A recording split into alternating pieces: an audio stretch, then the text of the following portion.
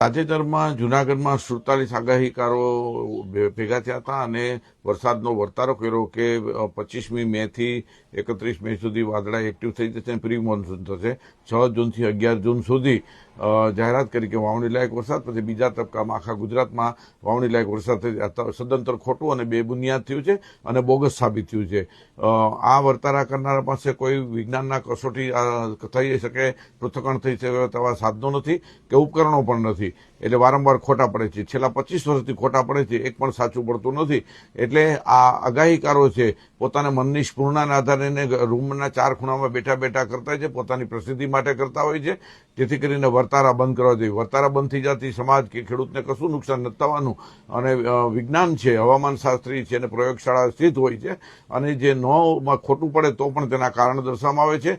ત્યારે આ વર્તારા કરનારો પાસે કશું જ નથી.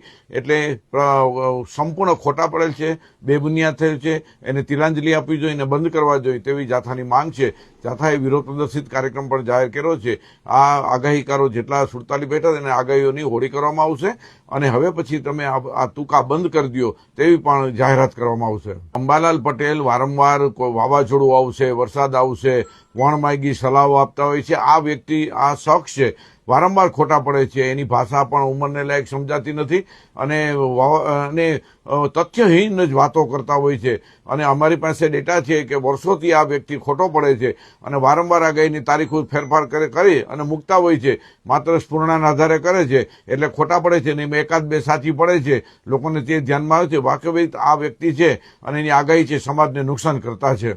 અંબાલાલ પટેલ જેવા વ્યક્તિને પદ્મશ્રી પુરસ્કારથી આપણે સન્માનિત કરવા જોઈએ. સરકારે પણ એમની નોંધ લેવી જોઈએ. આવી કોઈ પણ ₹1 આવક વગર એ નિસ્વાર્થ ભાવે જે પ્રકારે સેવા કરી રહ્યા છે અને આવા સેવાભાવી માણસને પણ કોઈ સસ્તી પબ્લિસિટી માટે, પોતાના તુચ્છ વિચારો માટે થઈને જો એ ક્યાંય કલંક લગાડતા હોય, બદનામ કરતા હોય તો આ દુઃખની વાત છે અને આ જરાય ચલાવી લેવામાં ન આવે. અંબાલાલ કાકા ઉપર પ્રહાર એટલે જે આખી વર્ષા વિજ્ઞાન અને જે આપણે કહી શકાય કે આપણી જે પરંપરા છે એ બદલી વાક્યોથી લઈને જે આપણા પ્રકૃતિના જે સિદ્ધાંતો છે, જે નિયમો છે, એ આપણી સંસ્કૃતિ ઉપર પ્રહાર કરવા બરાબર છે.